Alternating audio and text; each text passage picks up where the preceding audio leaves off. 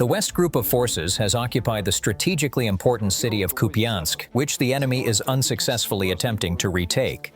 The Kremlin's concrete wall of lies was torn down by its own generals on December 17th, while Russian Defense Minister Andrei Belousov and Chief of the General Staff Valery Gerasimov celebrated victory over imaginary maps in the Kremlin's secure rooms. The Ukrainian army shattered Russian lines on the ground. It raised its flag over the city once again. This is not a routine retreat. It is a deadly trap set by the Russian command for its own soldiers. The generals who lied to Putin saying, "We took the city," pushed thousands of soldiers into a death circle with no exit, cut off from logistical support, right into the arms of the Ukrainian artillery to prevent this lie from being exposed. Ukrainian President Zelensky, under the sound of artillery fire, destroyed Moscow's entire propaganda machine in a single frame with a selfie taken in front of the famous Kupyansk sign. This fiasco began with the construction of a parallel universe that would go down in modern war history as the pinnacle of the Kremlin's self-deception mechanism. Russian Defense Minister Andrei Belousov and Chief of General Staff Valery Gerasimov officially reported to Vladimir Putin in writing and on camera that Kupyansk had been cleansed of Western forces, and that control was entirely in Russia's hands. These reports were presented in such definitive, flowery, and final language that Putin awarded Hero of Russia medals to the operation commanders on November 20th. He even believed in this illusion so much that in a speech on December 12th, he challenged the world by saying, "We have surrounded 15 Ukrainian battalions in Kupyansk," and went so far as to invite foreign journalists to visit the Russian-controlled city. The generals in Moscow played this gamble, knowing full well that the imaginary borders they drew with red pen on maps did not match the real borders drawn with blood and fire on the ground. However, no journalist could respond to Putin's invitation, nor could they, because the situation on the ground was dramatically different from the Kremlin's fantasy world. The city was not in Russian hands. On the contrary, far from capturing the city and organizing a victory parade, the Russian army was trapped in its own trap, in a death circle with no way out. The fancy reports presented to Vladimir Putin's desk proclaiming, "Kupyansk has fallen, victory is ours," celebrated with champagne in Moscow, turned into the biggest and most shameful disinformation disaster in modern military history. Kremlin propagandists embarked on a desperate and amateurish media operation to prove this phantom victory and validate the report presented to Putin. State television and telegram channels broadcast a video titled, "We are in the center of Kupyansk, the city has fallen,"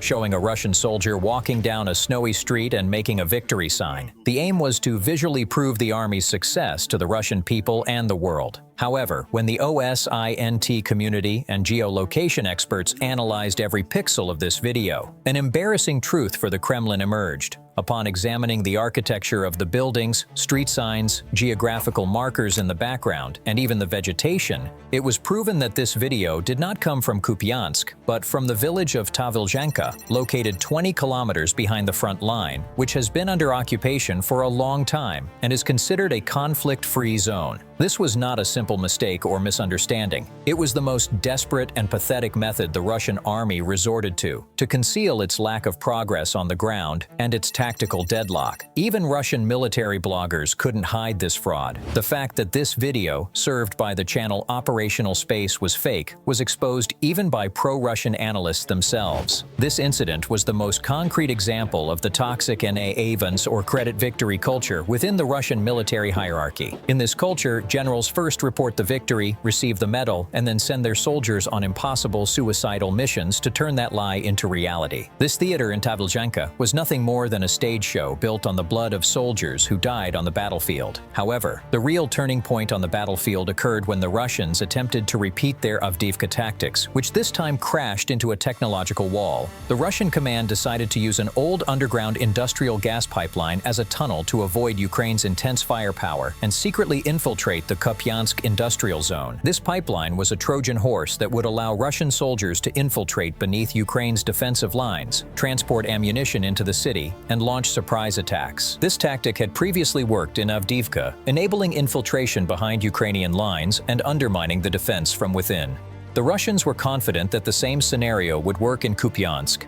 But this time, a deadly technological surprise awaited them on the Ukrainian side. Ukraine's elite 429th Independent Unmanned Systems Regiment, Achilles, was monitoring not only the sky but also what was happening underground. Using advanced seismic sensors, thermal cameras, and acoustic devices that analyze underground movement, they detected this secret logistics artery. Achilles Regiment reconnaissance drones documented Russian soldiers concentrating at the entrances to this pipeline and using it as a supply artery. Achilles operators planned an operation with surgical precision as soon as they identified the situation. While Russian forces were inside the tunnel and the logistics flow continued, a massive 3-ton explosive charge was placed at the tunnel's most critical and most devastating point for the Russians. This was no simple bomb. This was an apocalypse button that would blow up the Russians' entire infiltration strategy. And when that moment came, the explosion created not just a physical but also a psychological earthquake. Drone footage released and verified by the Achilles Brigade showed a massive chunk of earth being lifted into the air, the shockwave spreading hundreds of meters, and the Russians' main infiltration artery into the city being destroyed in seconds. This explosion was a dagger to the heart of the Russian strategy. With the collapse of the tunnel, the logistical support, escape route, and hope for reinforcements for the Russian advance units that had infiltrated the city at that moment were completely cut off. No ammunition, no food, no evacuation of the wounded. The Russian groups that had infiltrated the city suddenly fell from the position of hunter to that of trapped prey. For the Ukrainian defense, they were now nothing more than helpless targets, hiding in a basement, running out of ammunition, and cut off from their command center. The severing of the logistical lifeline and the reflection of lies in the chain of command on the battlefield created complete chaos and a coordination disaster among Russian troops. This situation gave rise to the phenomenon of a self-destructive army rarely seen in military literature. According to reports from the field by Ukrainian commander Serhiy Sidorin and his interviews with Ukrainian media, Russian troops who managed to enter the city were completely disoriented. Sidorin summarized the situation as follows: when enemy troops entered the area, they couldn't find their bearings for a long time.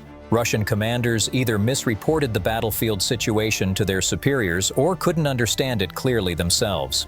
This gave us an advantage. The enemy was exposed to their own artillery fire because their coordination was disrupted. Consider this: Russian artillery was fired on the coordinates given with the order, "The city is ours," and hit those coordinates. But at those coordinates, their own soldiers were trying to escape the Ukrainian encirclement. The panic on the radios, the screams of soldiers hit by friendly fire, and the command center's insistence on continuing to give the advance order showed that the Russian army's internal communications had completely collapsed. Amid this chaos, the Russians took advantage of the foggy and rainy weather to continue their desperate infiltration attempts using motorcycles and buggies that could move quickly, rather than heavy armored vehicles. Their goal was to evade Ukrainian artillery and break through the lines in small groups. However, this fast and furious tactic turned into an open target practice for Ukrainian drones. High-resolution images released by the Kartia Brigade show Russian vehicle convoys stuck on the banks of the Oskol River being systematically hunted down one by one in a death zone created by Ukrainian FPV drones. Within minutes, 22 soldiers and 14 vehicles were destroyed, without achieving any strategic gains, unable to cross a single meter of the Ukrainian defense line. Vehicles were stuck in mud, and soldiers attempting to flee were neutralized by munitions dropped from the air. These images are proof of how Russia's human wave tactic was rendered helpless against modern drone warfare and real-time intelligence, also burying Gerasimov's thesis of a modernized army in the mud. The Ukrainian National Guard's Second Corps, Kartia,